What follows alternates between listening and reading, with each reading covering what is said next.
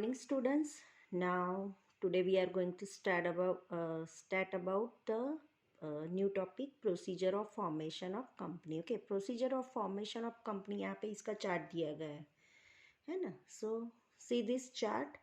यहाँ पे जो चार्ट में दो है उसके procedure of formation of company के टू पार्ट्स है. फर्स्ट है ए में प्रमोशन एंड सेकंड है procedures to obtain certificate in incorporation. Okay, तो first of all just I will explain you promotion. उसमें भी different parts है, उसके अंदर भी idea of the promotions of company, primary and detailed investigations, mobilization of resources, financial arrangement. Okay, तो first of all I will explain the promotion. Okay, promotion मतलब कैसा work है. गवर्नमेंट में जो भी कोई भी चीज़ रजिस्ट्रेशन करवाने से पहले जो वर्क करना होता है ना उसको बोलते हैं प्रमोशन. और मैंने procedures to obtain certificate of incorporation, government के जो भी सर्टिफिकेट कॉरपोरेशन में देनी होती है तो उसको बोलते हैं इनकॉर्पोरेशन, ISA कहते हैं उसको. ये गवर्नमेंट ने सभी उनका जो रजिस्टर करवाना पड़ता है, जो सर्टिफिकेट गवर्नमेंट से लेना पड़ता है, उसका रजिस्ट्रेशन करवाना पड़ता है, उनको सर्टिफिकेट ऑफ इनकॉर्पोरेशन कहते हैं. मतलब जब भी आप कंपनी की नई शुरुआत करें तब तक वो कंपनी नहीं कहलाते. अब तक आपका बिजनेस नहीं कहलाता जब तक गवर्नमेंट आपको सर्टिफिकेट नहीं देती है तब तक. ओके, तो इनकी प्रोसीजर्स हम समझे कि तो पहले प्रमोशन का पार्ट आता है. गवर्नमेंट में जाने से पहले जो भी प्रोसीजर करनी है उसको बोलते हैं प्रमोशन. प्रमोशन पार्ट में 4 पार्ट मैंने बताए. फर्स्ट है idea of the promotion of a company. The idea of promotion arises in the mind of promoter to consider to promote a company, order in implement a research or place a new product in the market. Promotion is the brainchild of the promoter. मतलब आपको पहले एक idea होना चाहिए. बैठे बैठे मुझे काम करना है, क्या काम करता है, मुझे न्यू स्टूडेंट के लिए कुछ कंपनी शुरू करनी है. मैं जो एक प्लान बनाऊंगा तो ये स्टूडेंट्स के लिए जो अलग से स्पेशल प्लान होता है तो उसको सडनली आइडिया आता है. तो जो भी सडनली आता है आइडिया, तो कंपनी शुरू करनी है तो पहले क्या कंपनी शुरू करनी है, उसके बारे में किसके बारे में शुरू करनी, कैसे शुरू करना है, पहले मुझे बेसिक आइडिया तो होनी चाहिए ना. तो अदरवाइज मैं नहीं कर सकती है. कोई भी चीज़ होती है तो उसके लिए पहले आइडिया होनी चाहिए. किसकी कंपनी बाद में सोचना है, तो पहले आइडिया आना चाहिए. पहले उसका प्लानिंग करना पड़ता है, सारी बातें क्लियर करनी पड़ती है, काम क्या करना चाहते हैं, प्लान बनाने की कंपनी शुरू करनी चाहिए. उसके बाद में माइंड में वो क्लियर होना चाहिए. मतलब मुझे चाहिए और मतलब क्या स्पेशल मुझे बनाना है ना. चाइल्ड ऑफ द प्रमोटर, मैं मतलब चाइल्ड में क्या स्पेशलिटी होगी, मतलब कंपनी मुझे किस वजह से शुरू करनी है, ये सारे चीज़ें माइंड में क्लियर करनी चाहिए. उसको सबसे पहले प्रमोशन का वर्क यही आता है. गवर्नमेंट में जाने से पहले, गवर्नमेंट से बताने से पहले ये सब बातें हमको खुद को सोचना पड़ते हैं. यहाँ पे जितने मेंबर्स शुरू करने वाले उसके 10 लोगों के साथ काम करना है. मतलब कौन से लोगों को हमको चूज़ करना है, तो वो सारी बातें हमको पहले माइंड में क्लियर करना पड़ेगा. बाद में आइडिया क्लियर करने से बाद में ही हमको काम करना है. तो उस गवर्नमेंट से जाने पहले वो बातें करनी होती है. उसके बाद आता है सेकंड, आता है प्राइमरी एंड डिटेल्ड इन्वेस्टिगेशन. तो after the having an idea of promotions of company, the promoter has to undertake business oriented empirical security in the direction of implementations, selections of a business location, profitability are to be evaluated. Okay, तो यहाँ पे primary second portion में आ गया primary and investigation. मतलब research होना है ना, कोई भी चीज़ का हमको पहले इन्वेस्टिगेशन करना है. कोई भी कंपनी शुरू करने उसके पहले प्लान बनाना है तो मार्केट में उसका रिसर्च करना पड़ेगा, इन्वेस्टिगेशन करना पड़ेगा. कितनी कंपनी है, मतलब स्टूडेंट को कौन सी पेन ज़्यादा पसंद आती है, उनकी प्राइस कितनी है. स्टूडेंट को 5 रुपये वाली पसंद ज़्यादा आती है, 2 रुपीज़ वाली आती है, 10 रुपीज़. तो वो पेन बनाने वाली कौन सी प्राइस हमको रखनी पड़ेगी। अगर मैं महंगी रखूँगी तो वो मार्केट में उसकी स्टूडेंट्स नहीं खरीदेंगे। तो ये सब रिसर्च इन्वेस्टिगेशन करने के बाद हमको मतलब प्राइमरी एंड डिटेल्ड इन्वेस्टिगेशन करना पड़ता है। ये फॉर द एग्जाम यहाँ पे दिया गया है कि after primary test deleted analysis evolution in essential information about capital raw material demand equipments facility और transport etcetera are to be collected.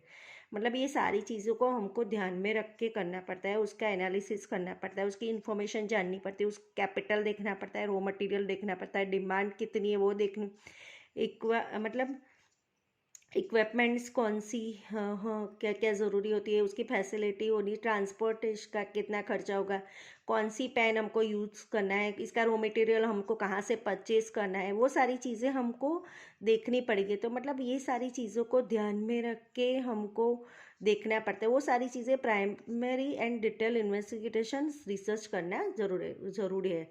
मतलब ये बड़ी कंपनी खोलने के लिए पहले मुझे और फैक्ट्री रखने के लिए कौन सी चीज़ें मशीनें कहाँ से लाने, तो वो सारी चीज़ें यहाँ पे देखना पड़े थे।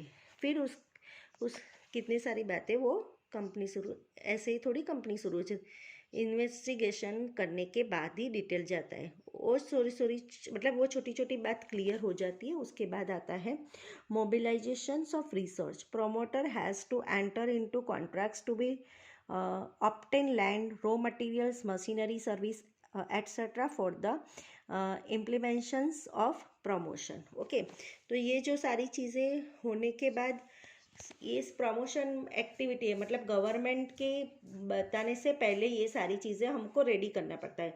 उसके बाद आता है जो हमने बताया कि मोबिलाइजेशन का रिसोर्सेज करना पड़ता है। मतलब मोबिलाइजेशन रिसोर्स का मतलब होता है कि सिंपल भाषा में समझो, कोई भी रिसोर्सेज इकट्ठा करके, मतलब कोई पेन बनानी है तो उसके लिए मुझे एक बड़ी फैक्ट्री तैयार करनी है, उसके लिए मुझे मशीन चाहिए, इंक चाहिए, प्लास्टिक चाहिए, रिसोर्सेज सब चाहिए, उसको बोलते हैं रिसोर्सेज। और जो चीज़ें मुझे इकट्ठी करनी है उसको बोलते हैं इसके रिसोर्सेज।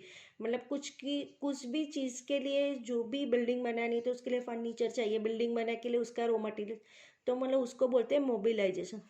हाँ, मतलब मोबिलाइजेशन मतलब जो सारी चीज़ें लाके इकट्ठा करने का, मतलब कुछ डिसाइड करने का, मतलब कोई जगह पे यहाँ पे ये लेना है वो लेना है, सो डिसाइड करने को भी क्या बोलते हैं, मोबिलाइजेशन। ओके, मतलब सो सारी चीज़ का अरेंजमेंट हो जाता है करवाने के बाद, मोबिलाइजेशन ऑफ रिसोर्सेज। उसके बाद आता है फाइनेंशियल अरेंजमेंट। ओके, तो फाइनेंशियल अरेंजमेंट में क्या होता है कि it is to be considers from where and how to procure capital for processing the equipments and assets. Newly establish company raises capital through shares. Okay, तो यहाँ पे जो प्रोसीजर होती है, यहाँ पे जो चीज़ें होती है वो फाइनेंशियल की तरह भी अरेंजमेंट होना चाहिए। पैसे कहाँ से लाए, मेन तो चीज़ फाइनेंशियल का ही होता है ना, तो फाइनेंशियल अरेंजमेंट करना पड़ता है। फाइनेंशियल अरेंजमेंट मतलब पैसों के अरेंजमेंट, पैसे कहाँ से आएंगे, पैसे जो है खुद मालिक लेके आएगा, मतलब सो फ्रेंड्स है तो वो मिलके काम करे, तो उनके पास से कैपिटल इकट्ठी करनी है, मतलब करोड़े में चाहिए तो उतने करोड़े रुपए शेयर मार्केट में से लाना है, अपने शेयर्स इकट्ठे लेने हैं या फिर खरीदेंगे, फिर उसको उसके पैसे मिलते जाएंगे। इक्विपमेंट एसेट्स वगैरह का यूज़ करके भी हम न्यूली एस्टेब्लिश कंपनी करनी है तो कैपिटल थ्रू भी शेयर चाहिए। मतलब सबका अरेंजमेंट, फाइनेंशियल अरेंजमेंट करना पड़ता है, वो सब भी पहले सोच लेना पड़ता है। क्या करोड़े की कंपनी शुरू करनी है तो उसके लिए मुझे क्या क्या काम करना पड़ेगा। जब प्रमोशन हो जाए, चारों चीज़ें क्लियर हो जाए तो उसको बोलते हैं प्रमोशन। चेंजेस नहीं करनी, तो ये सारी क्लियर उनके बाद आती है, दूसरा पार्ट आता है procedure to obtain certificate in incorporation. मतलब ये सारी चीज़ें गवर्नमेंट को पहले से, मतलब प्रोसीजर से पहले ये सारी चीज़ें हो जाए प्रमोशन वाली, क्योंकि वो गवर्नमेंट के कंपनी स्टार्ट करने से पहले की सारी चीज़ें होती है। तो ये सारा हो जाने के बाद सेकंड पार्ट आता है procedure to obtain certificate of incorporation. Certificate of incorporation is to be obtain from the register of companies for inspections of company following documents are to be prepared and submitted before the register of companies to obtain the certificate. Okay, तो यहाँ पे भी एक अलग procedure होती है कि कोई गवर्नमेंट के पास जाएंगे, गवर्नमेंट के सर्टिफिकेट लेंगे, बराबर, गवर्नमेंट के सर्टिफिकेट कानून को फॉलो करेंगे, लॉ और रेगुलेशन फॉलो करना पड़ेगा, उसके बाद गवर्नमेंट हमको सर्टिफिकेट देगी कि अब हम कंपनी टू कर सकते हो। तो गवर्नमेंट की परमिशन मिलने के बाद हमको सर्टिफिकेट मिलने के लिए हमको क्या करना पड़ेगा, सर्टिफिकेट के लिए सबसे पहला पॉइंट आता है मेमोरेंडम ऑफ एसोसिएशन। ओके, तो ये पहला पॉइंट हमको पढ़ना है कि memorandum of association, it is a basic documents and constitution of a company on which building of a company is construct. Provisions of following clauses are compulsory in memorandum. Okay, तो यहाँ पे ये चीज़ भी जानना ज़रूरी है कि गवर्नमेंट का जो भी चाहिए उसके लिए बोले आपको बेसिक डॉक्यूमेंट रेडी करना पड़ता है, मेमोरेंडम ऑफ एसोसिएशन उसको बोलते हैं।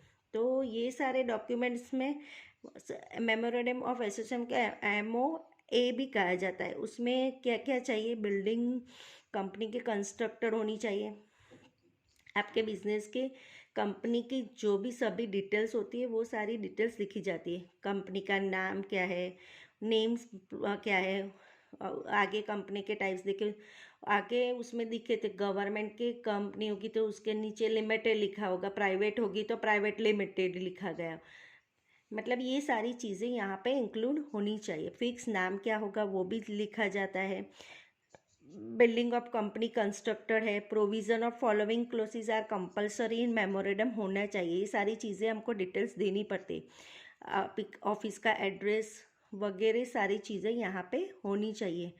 तो ये सारी चीज़ें यहाँ पे जैसे नेम क्लोजेस में बताई गई है, प्राइवेट है, लिमिटेड है, मैंने बताया। यहाँ पे address and register of office clauses है, तो कंपनी में मेंशन एड्रेस किया जाता है, रजिस्ट्रेशन किया, office of the registration of companies, public and correspondence of company and justification होना चाहिए और कैन बी फिक्स होना चाहिए।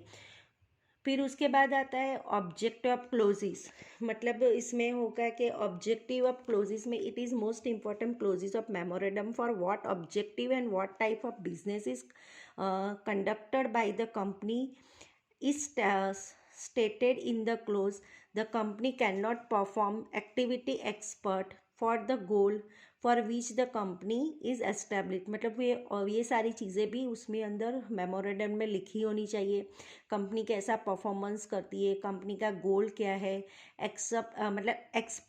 एक्सेप्टेशन क्या है उसकी कंपनी के, वो एस्टेब्लिश क्या करी है, कौन सी स्टेट के लिए है, तो ये सारी इंपॉर्टेंट चीज़ें यहाँ पे होनी चाहिए। उसके बाद आती है liability clause, the liability of the member of limited, unlimited और limited by guarantee in indicated in the clause in the cases of person company whose name will be entered as a second person is case of death or incapability of doing contract of the original person। मतलब liability close में क्या आता है, member जो होते हैं सबके नाम लिखे जाते हैं, लायबिलिटी में पूछी जाती है लायबिलिटी कैसी होती है, लिमिटेड के अनलिमिटेड है, तो ये सभी चीज़ें कंपनी सभी मेंबर अनलिमिटेड लायबिलिटी नहीं हो सकते, कोई लिमिटेड भी लिमिटेड नहीं कह सकते, सभी लिमिटेड कहेंगे तो फिर फ्यूचर में लॉस होगा तो कौन भरपाई करेगा, तो इसीलिए सभी लिमिटेड नहीं होते, कोई एक मेंबर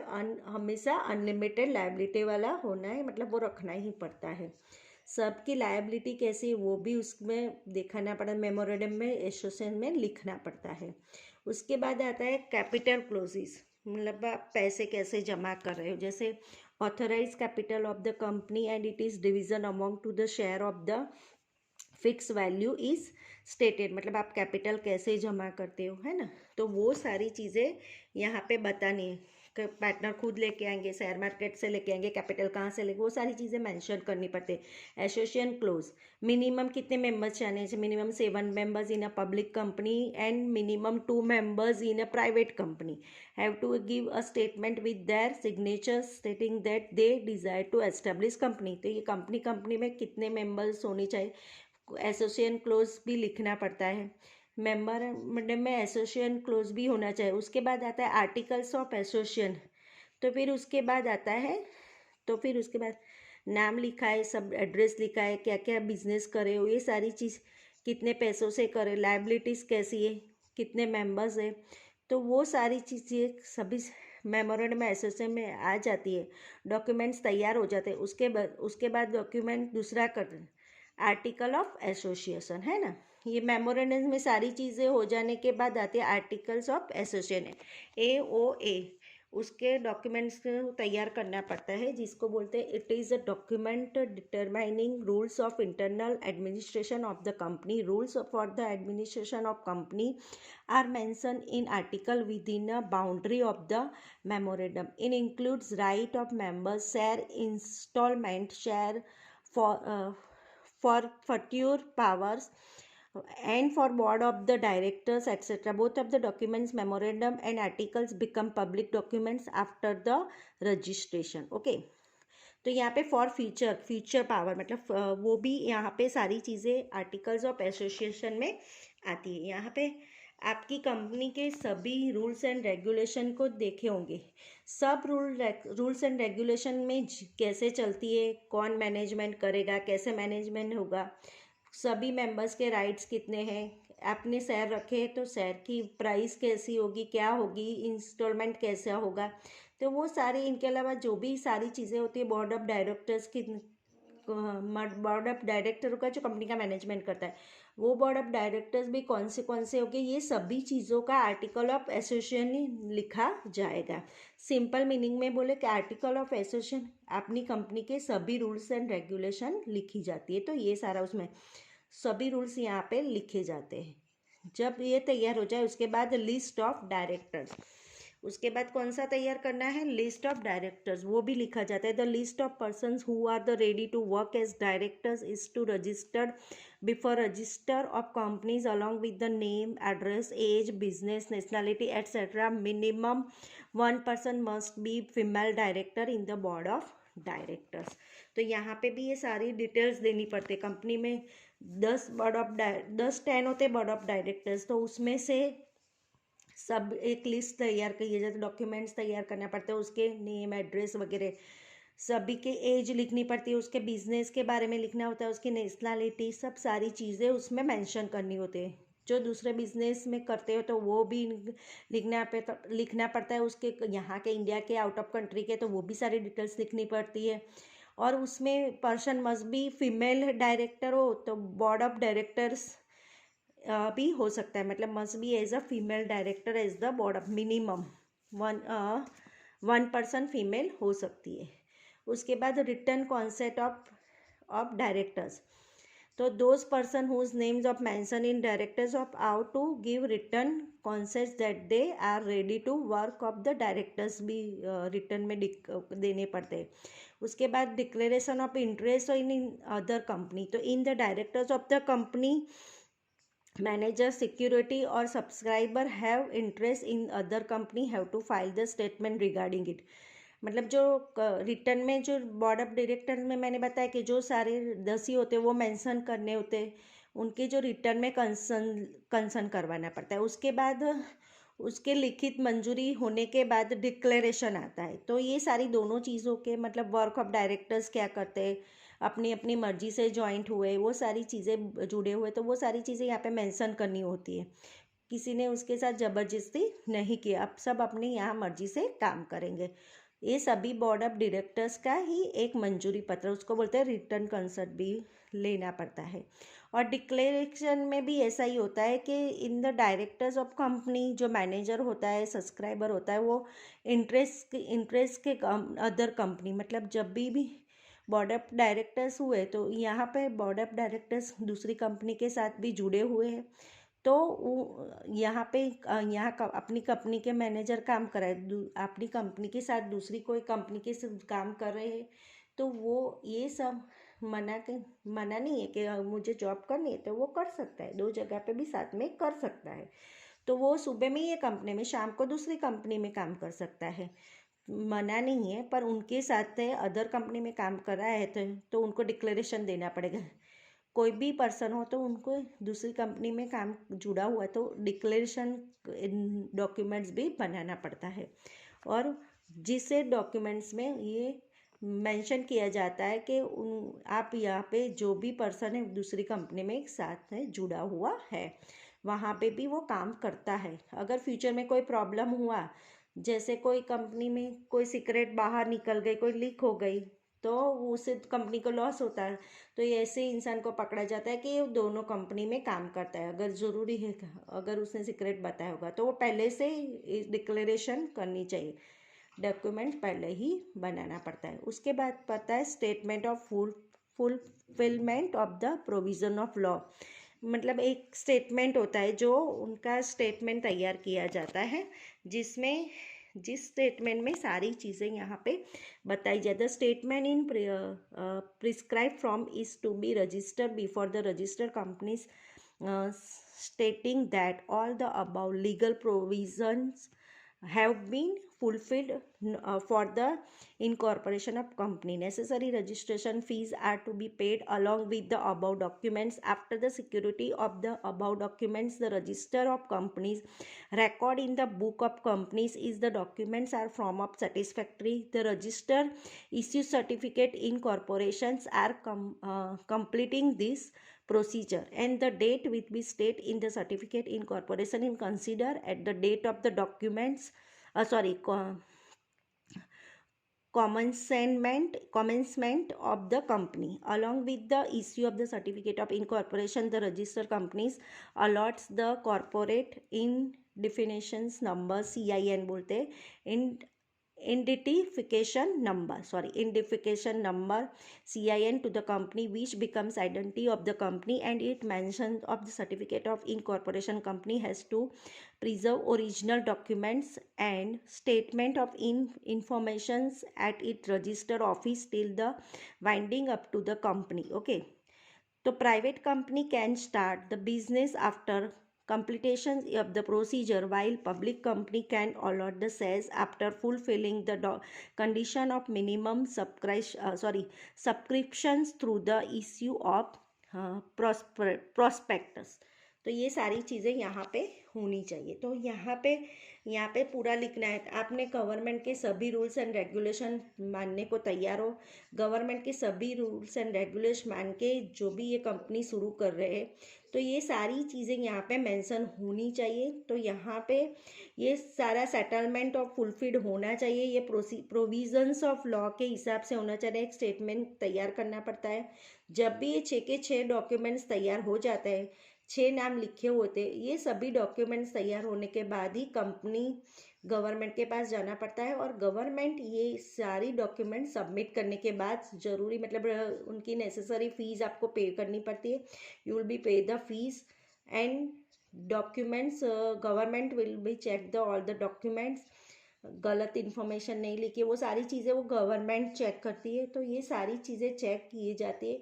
अगर गवर्नमेंट को लगे कि यहाँ पे कोई डॉक्यूमेंट्स परफेक्ट है, लीगली है, तो वो इसमें कोई परेशानी नहीं है, तो वो फिर गवर्नमेंट आपसी सब फीस लेके वो सर्टिफिकेट इनकॉर्पोरेशन का आपके हाथ में दे देता है। अगर सर्टिफिकेट इनकॉर्पोरेशन का मिल गया, मतलब आपकी कंपनी रजिस्टर हो गई, आपकी लीगल कंपनी स्टार्ट हो गई। ओके, तो स्टूडेंट्स यहाँ पे ये चैप्टर फिनिश हो जाता है, क्योंकि ये सारी लेंदी प्रोसीजर है, ये सब करना है। मैंने डिटेल्स में आई विल एक्सप्लेन यू। तो यहाँ पे ये चैप्टर फिनिश होता है। आपको होमवर्क में लिखना है difference between partnership of company, difference between private company and public company, difference between cooperative society and company. ये सारे आपको डिफरेंसेस लिख लेना है आपकी नोटबुक के अंदर। एंड होल्ड द एक्सरसाइज, मतलब जो मैं होमवर्क में लिख दूंगी, आपकी जो एक्सरसाइज है पीछे की, वो भी आपको आपकी नोटबुक में लिख देनी है। सारी MCQ question answers, everything will be finish in your notebook. Okay students, thank you.